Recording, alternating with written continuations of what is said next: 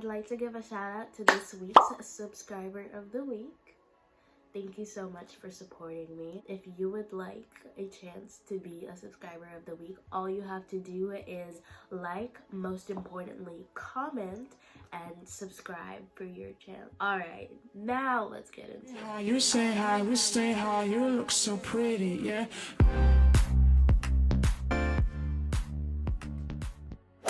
Hello and welcome back to my channel. It's Jordan, not Jordan. So I'm gonna break this up into 3 different categories. The first one is skincare, second one is hair, and the third one is makeup. So the first one is The Ordinary's Glycolic Acid Toner. I know it's a shock because if you've watched my review of The Ordinary's product, you will know if you watched my review of The Ordinary's product, you will know that I absolutely raved about this. But I'm really into watching dermatologists and estheticians on TikTok. Any dermatologists and the experts of color have said that glycolic acid as an ingredient, not from The Ordinary, like this is formulated really well. And I think if you have the right skin for this, this can do wonders for you. But basically, the molecule is really small, so it penetrates the skin really fast. And because of that penetration and like the speed at which it penetrates the skin, it can cause irritation. And you're like, okay, a little irritation, like my skin's pretty strong, you can handle it. The problem with that though is irritation can awaken your melanocytes, which is what causes melanin production in your skin, so it can actually make your hyperpigmentation worse. And like what I've noticed with my skin is that like, yeah, I'll wake up and my skin will be smooth and glowy, but I never noticed my hyperpigmentation getting better. If anything, it was getting worse, and I just attributed it to me not applying my SPF regularly, which is a contributing factor, but I definitely think this was doing more harm than it was doing good, even though I was seeing results in terms of texture. There are other ways to get that done, so I will no longer be using this. The next one is this Purity Made Simple Moisturizer. I'm absolutely in love with the cleanser, so I thought I would get the moisturizer. I'm still on the hunt for my holy grail moisturizer. I think I've gotten almost everything in my skincare routine down aside from my moisturizer. I just can't find like the one, you know. I'm still looking for the one, and this is just a little bit too thick for my skin.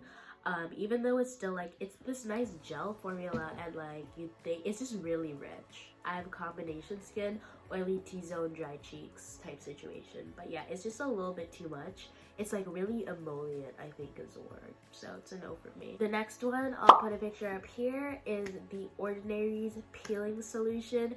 Basically, absolutely in love with this stuff. I also recommended it in my video, which I'll put in the cards above. The main issue with this is the same thing that I have with the Glycolic Acid Toner. It does more harm than good, especially because it's a mixture of 30% AHAs, glycolic acid, which is a part of that, and then 2% BHAs. You're probably wondering, like, what am I doing now since I've gotten rid of all my chemical exfoliants? I've been using this serum from CosRX. It's their Bha Power Liquid, and has niacinamide and salicylic acid, all which are good for texture and blackheads and whiteheads, and that has been working wonders, and it's super gentle, and that's what I've been using instead of the products from The Ordinary that I have just mentioned. The next product is the Aussie Moist Shampoo. Despite the name, it left my hair pretty dry.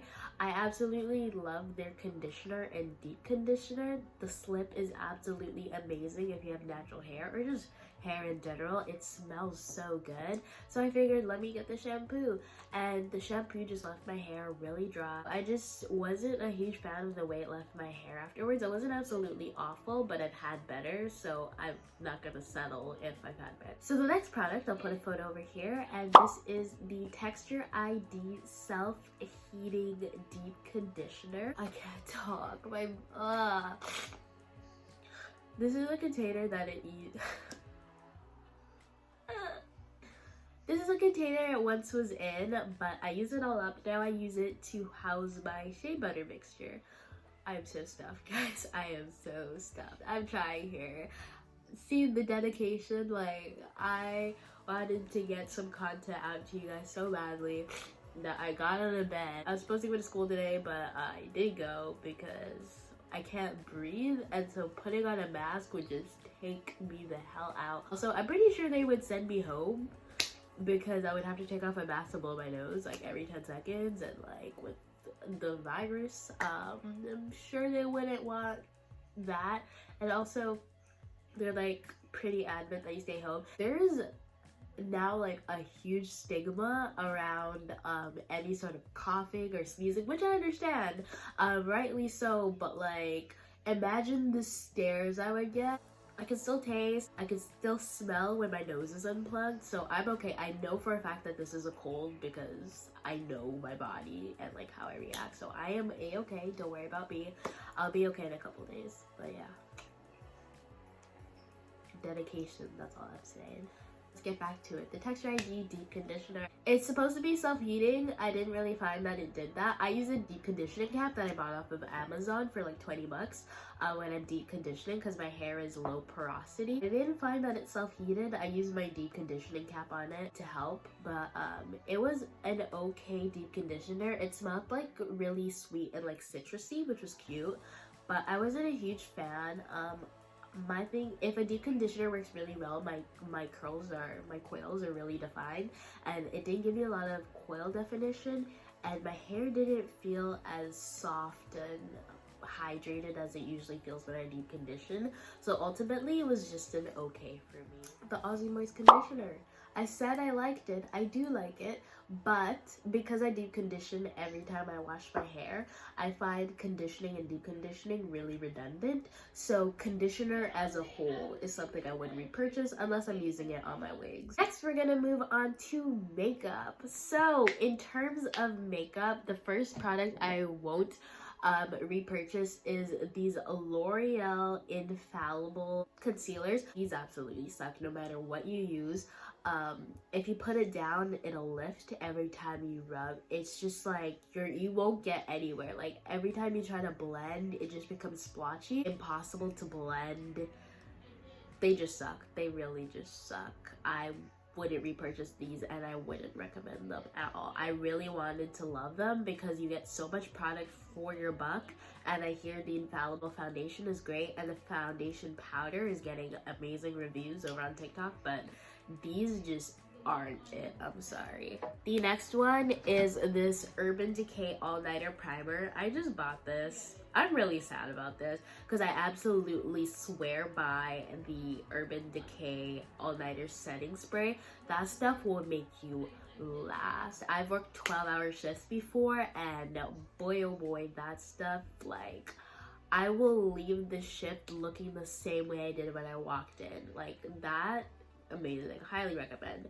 This primer did absolutely nothing for me. Nothing. Like, absolutely nothing. Didn't really notice a difference in the longevity of my makeup. It was just kind of there.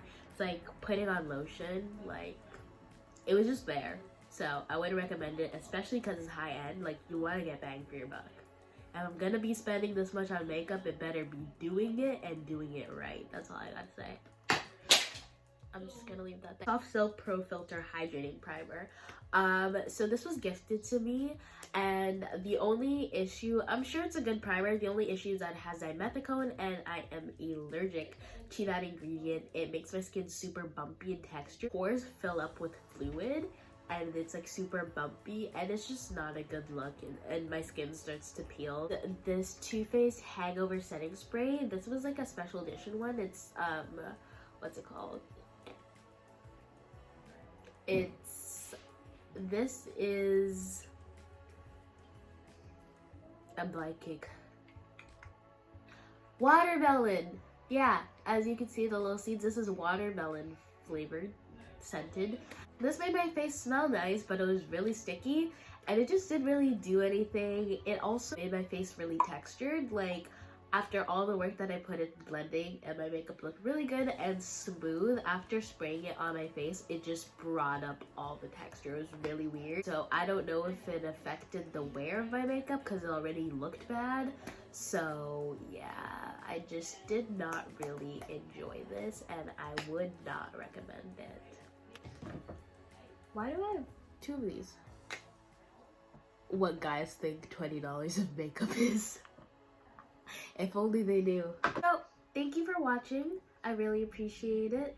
Make sure to like, comment, subscribe, and I will see you in the next one. Deuces.